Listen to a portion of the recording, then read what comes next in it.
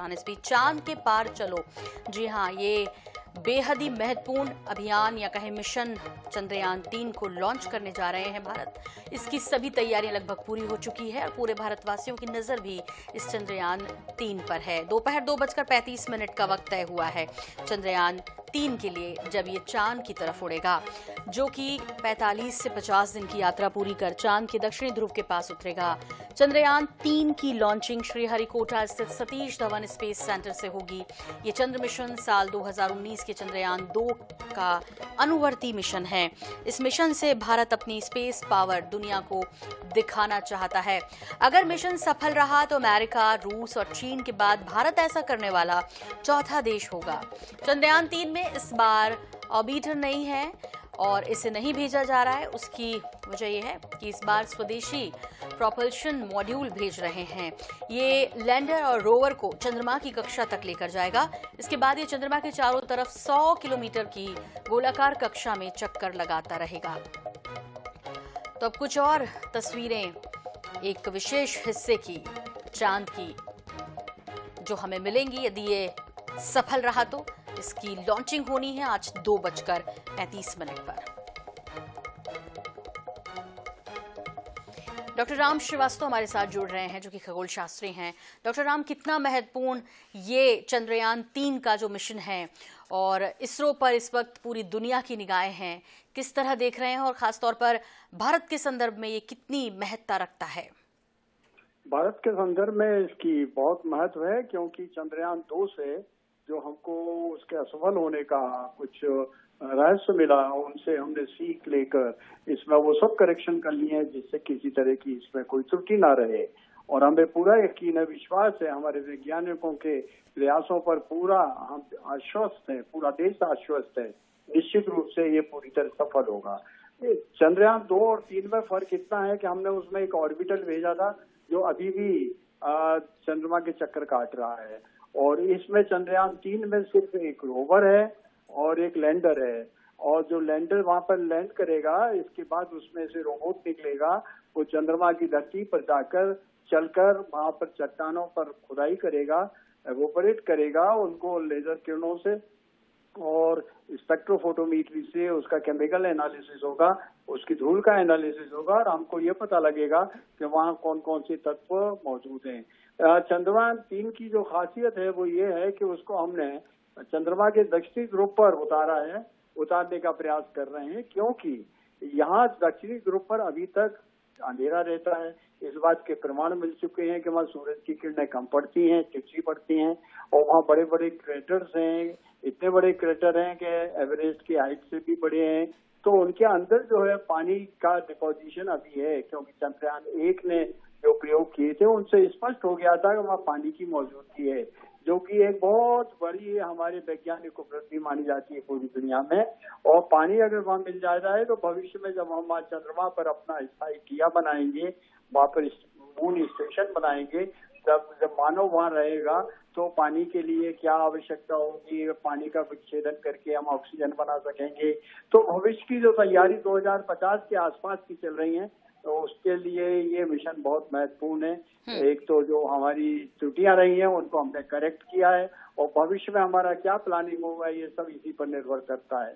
जो भारतीय अंतरिक्ष अनुसंधान केंद्र जो है उस समय से प्रगति कर रहा है, जब साइकिल पर लादकर हमारे वैज्ञानिक रॉकेट को ले जाते थे, प्रक्षेपण करते थे।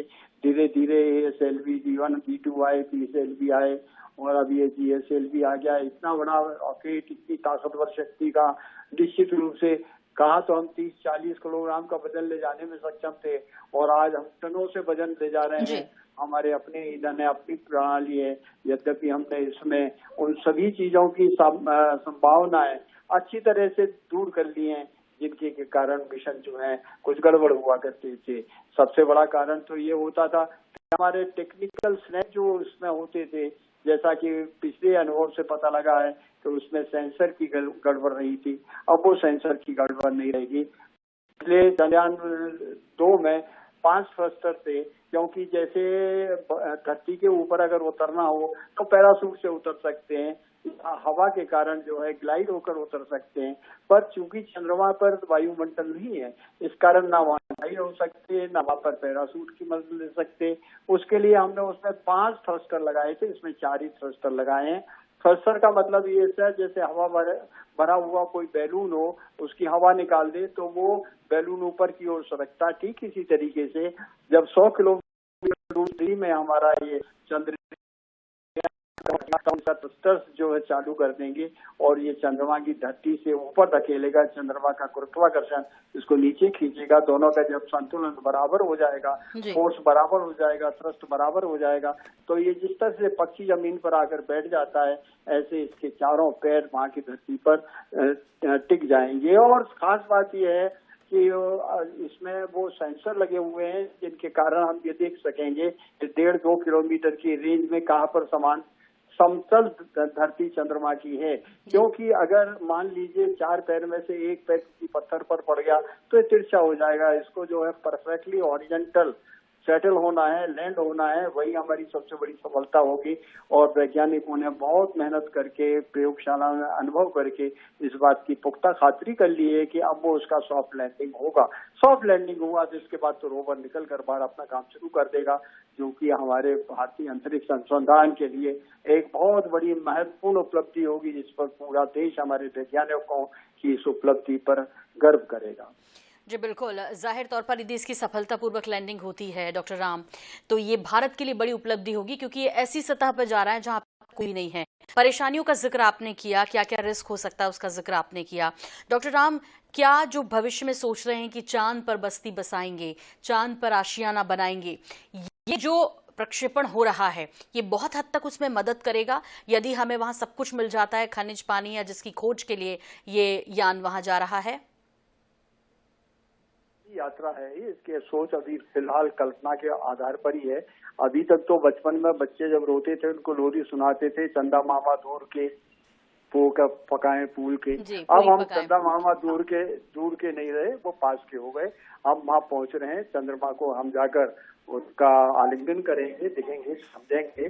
चंद्रमा पर स्टेशन बनाने का साइंटिफिक रीजन ये है कि पिछली बार जो चीन गया था और चीन ने वहां पर जाकर जो मिनरल्स इकट्ठे किए थे, खुदाई की थी, उससे ये पता लगा चेंगेसाइट नाम का एक उन्होंने नया पदार्थ जो रसायन शास्त्र की पीरियोडिक टेबल में वाई के नाम से जोड़ा गया है, इसका अभी तक उपलब्धि किसी को पता नहीं थी। वो चेंगेसाइट वहां पर मौजूद है। चेंगेसाइट जो क्रिस्टल होता है, ट्रांसपेरेंट होता है, कलरलेस होता है और 10 माइक्रोन के डायमीटर का होता है। लेकिन उसकी खासियत ये है कि उसमें हीलियम-3 नाम का आइसोटोप भरा हुआ है। अगर हीलियम-3 का जो आइसोटोप काफी हैवी आइसोटोप है और वो रेडियोधर्मी भी नहीं है, जिस तरह यूरेनियम होता है, प्लूटोनियम होता है, दूसरे होते हैं, थोरियम होता है, अल्फा बीटा गामा रेज जो है जीव कोशों को नष्ट कर देती है, तो उसमें जो है क्योंकि रेडियो एक्टिविटी बाहर किसी तरह नुकसान नहीं करेगी, लेकिन भविष्य में आगे आने वाले 100 साल बाद हमको जो ऊर्जा मिलेगी। बिल्कुल, तो एक अच्छी खबर फिलहाल तो डॉक्टर राम, बहुत सारी शुभकामनाएं आपको भी, हमको, पूरे देशवासियों को, कि जो हम दुनिया में अपना झंडा गाड़ना चाहते हैं चांद की उस सतह पर उतरकर जहां अब तक कोई नहीं है, तो ये कामयाबी जरूर मिले। बहुत धन्यवाद हमें